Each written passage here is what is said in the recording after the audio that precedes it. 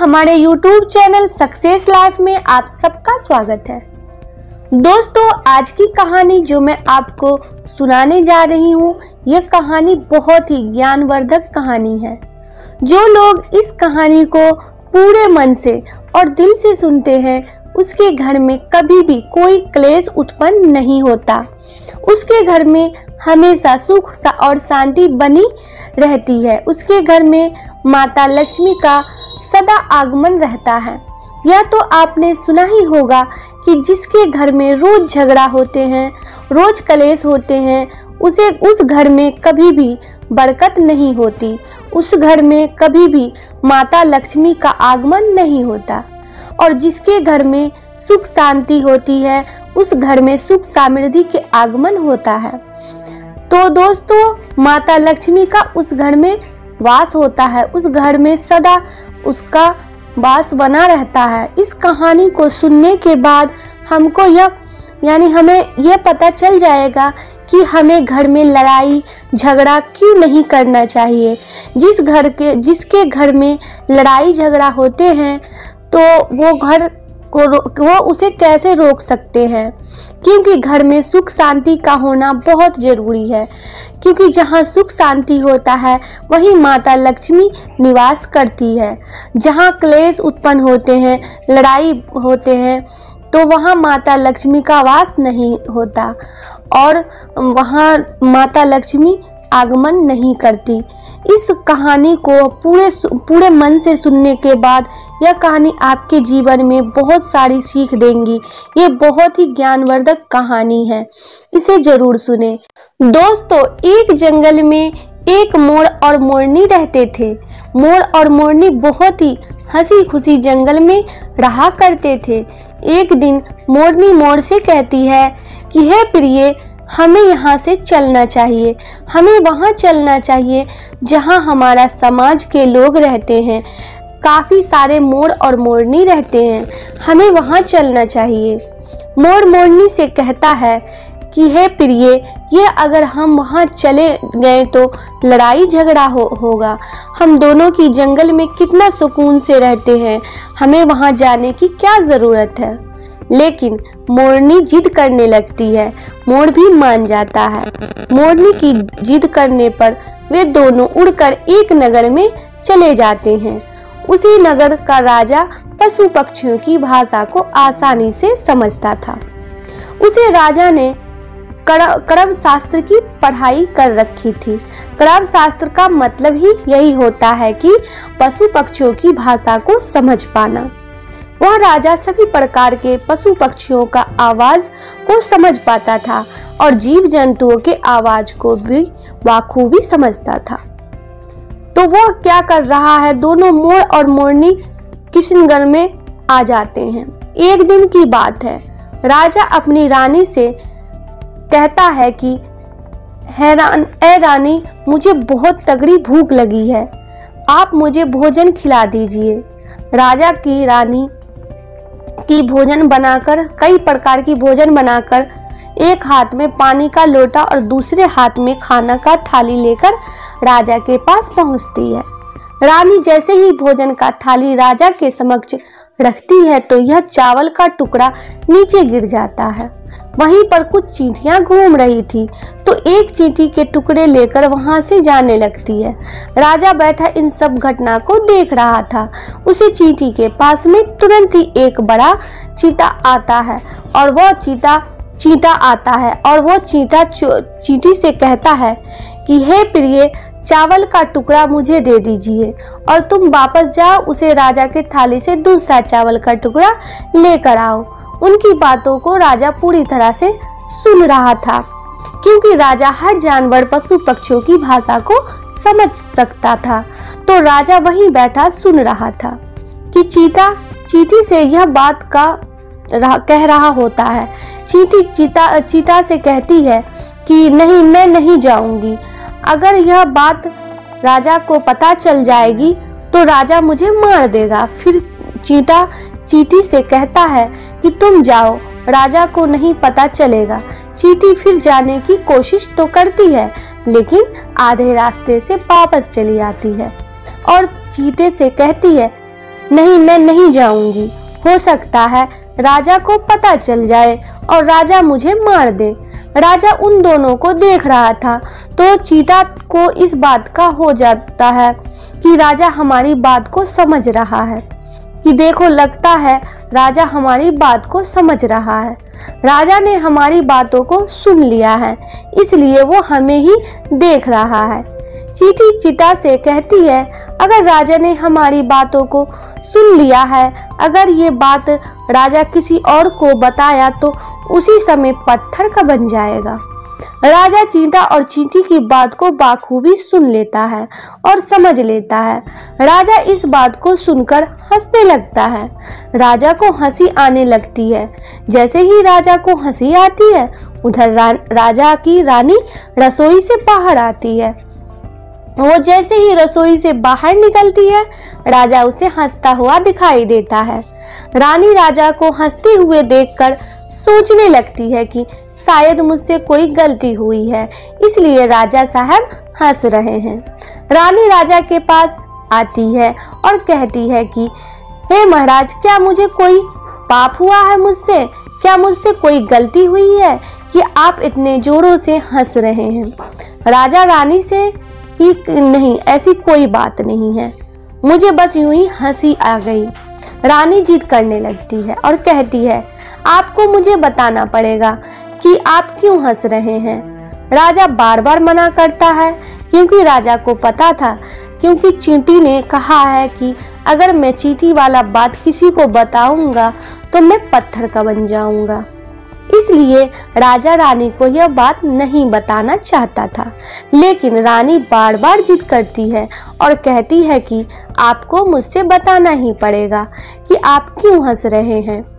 अगर आप मुझसे सच्चा प्रेम करते हैं, अगर आप मुझे अपनी रानी समझते हैं, तो आपको यह बताना ही पड़ेगा आप क्यों हंस रहे हैं। और राजा बड़ा ही धर्म संकट में पड़ जाता है। राजा सोचता है, अगर मैं ये बात रानी को बताऊंगा मैं पत्थर का बन जाऊंगा। और फिर सोचता है, अगर मैं नहीं बताऊंगा तो रानी का विश्वास खत्म हो जाए। रानी बहुत ही जिद करने लगती है। कहते हैं ना, तिरियाहट और बालहट बहुत ही संकट में पड़ा देते हैं। इन दोनों ही हमेशा बच के रहना चाहिए। रानी की तिरियाहट के सामने राजा को झुकना पड़ता है और राजा रानी से कहता है कि ठीक है, अगर ये बात मैं आपको बताऊंगा तो बाद में आपको पछताना पड़ेगा।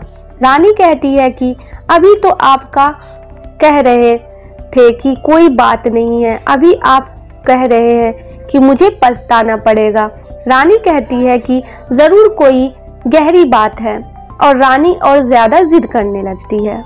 तो अब राजा कहता है, ठीक है, अगर आप नहीं मान रही हैं तो चलिए मैं किसी जंगल में आपको ये बात बताऊंगा।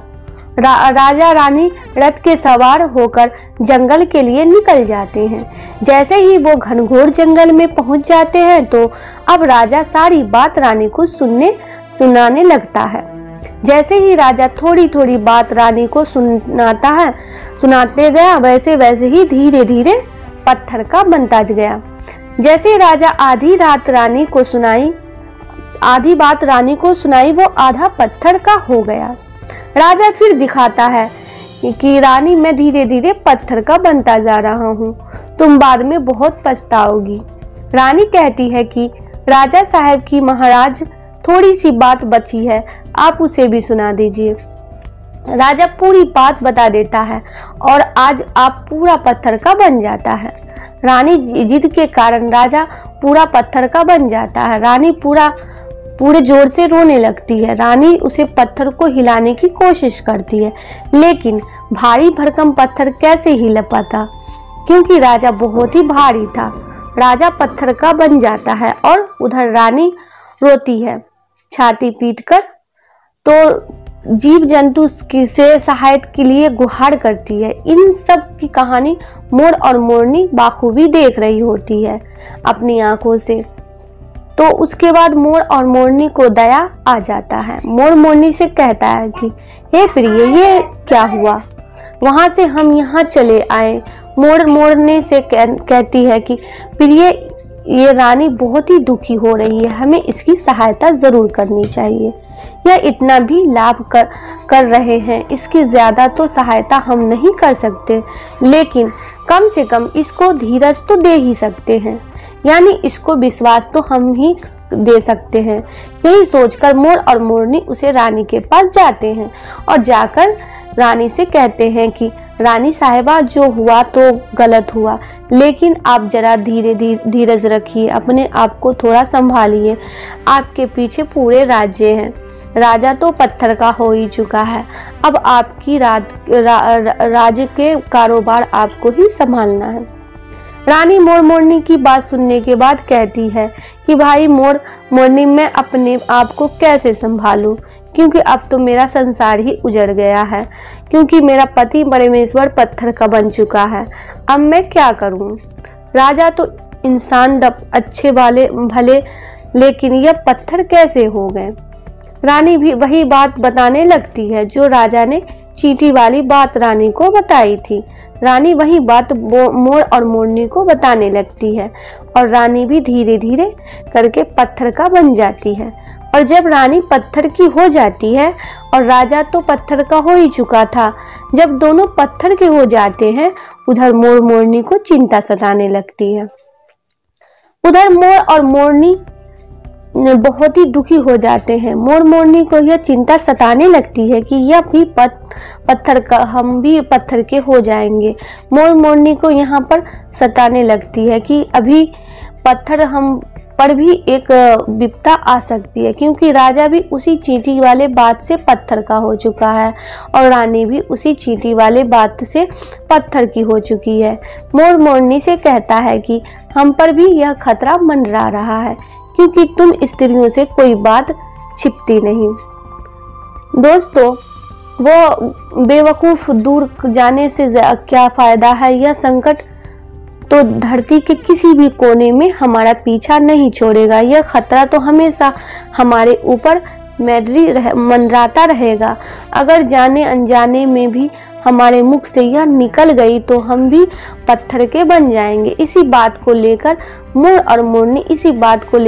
और मोरनी बहुत दुखी हो जाते हैं। यह सोचकर वह ना तो भोजन करते हैं, ना चैन से सोते हैं, बस रात दिन उनको यही दुख सताती रहती है। यही टेंशन रहता है कि कहीं हमारे मुख से यह बात भूलकर भी निकल गई तो हम दोनों पति पत्नी पत्थर के बन जाएंगे। यही सोचकर मोर ने दिमाग लगाया कि यदि मैं सारी चींटियों को खत्म कर दूं, डस लूं, तो ये सब खत्म हो सकता है, क्योंकि सारा कराया धराया चींटियों का ही है। मोर मोरनी से कहता है कि हे प्रिय, अगर हम सृष्टि से सभी चींटियां को खत्म करते तो यह संकट भी समाप्त हो जाएगा। मोर मोरनी इस बात से राजी हो जाती है और सभी चींटियों को मारकर खाना शुरू कर देते हैं। और मोरनी का इतना आतंक हो गया कि अंदर अपना बिल बनाना शुरू कर देता है। चींटियां जमीन के अंदर ही जाकर बैठ जाती है। काफी समय बीतने के बाद चींटियां को भूख सताने लगी, क्योंकि भोजन तो बिल में मिलता नहीं, भोजन तो बाहर मिलता है। और जैसे भोजन लेने के लिए चींटी बाहर आती और उसे दबोच लेता और उसे जान से मार देता। एक चींटी और एक चींटा बिल के अंदर भोजन के मारे तड़पते हुए श्री हरि विष्णु का जोरदार भजन करने लगे। भक्ति करते करते उन्हें ये भी मालूम नहीं था कि वह कहाँ है कहाँ नहीं है। वो घनघोर तपस्या में लीन हो गए।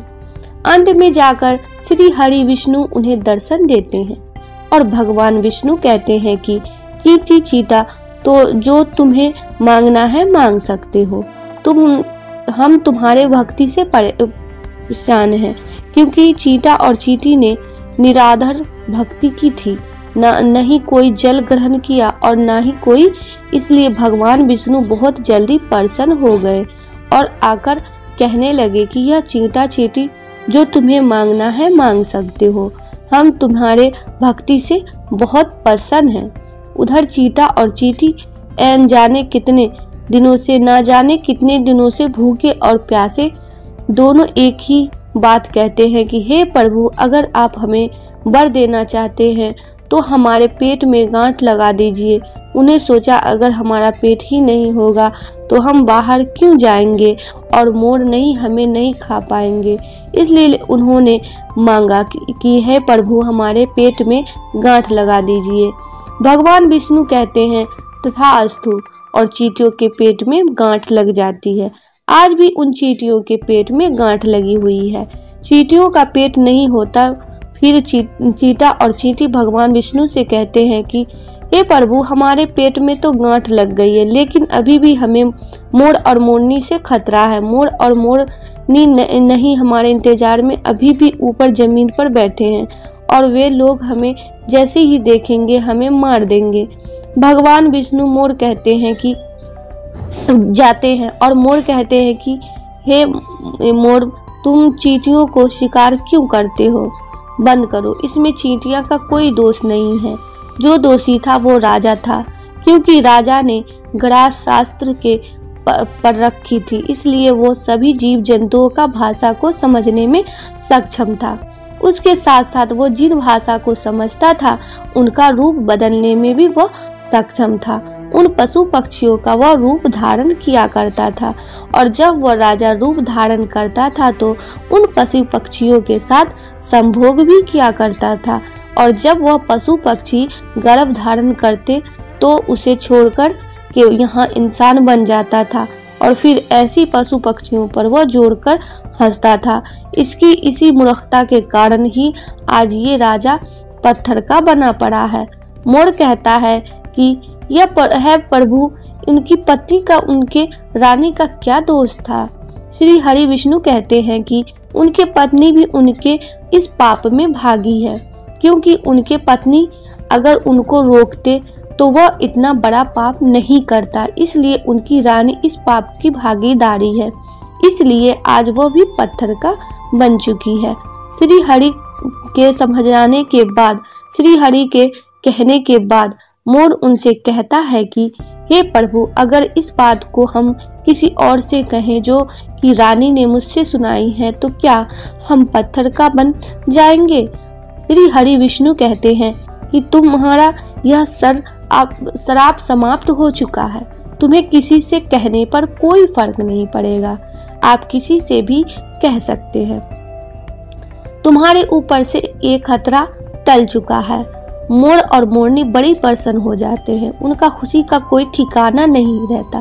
श्री हरि विष्णु अंतर्धान हो जाते हैं, वो चले जाते हैं, और इधर मोर मोरनी का खुशी का कोई ठिकाना नहीं था। अगर किसी जानवर को, किसी पशु को खुशी होती है तो वो झूमने लगते हैं, नाचने लगता है। यही बात मोर के साथ हुआ। मोर को जब ये पता चला कि उनके ऊपर से खतरा टल चुका है तो वह खुशी से नाचने लगा, जोरदार नाचने लगा। उसकी खुशी का कोई ठिकाना नहीं था, वो खुशी के मारे पागल हो रहा था। फिर जैसे ही मोर खुशी के मारे अपने पैरों के नीचे देखता है कि फटे बदसूरत पैर मोर के बने हुए हैं, तो मोर पहले मेरे पैर इतने सुंदर, लेकिन आज इतने फटे और गंदे कैसे हैं? मेरा पूरा बदन सुंदर है, लेकिन मेरा पैर इतना फटे और बदसूरत कैसे हैं?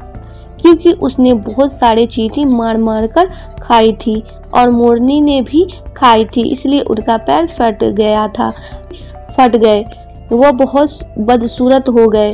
इसलिए मोर अपने पैरों को देखकर जोर जोर से रोने लगे। उसके आंखों से आंसू के धारा बहने लगते हैं और मोर नाचकर और खूब जोर जोर से रोता।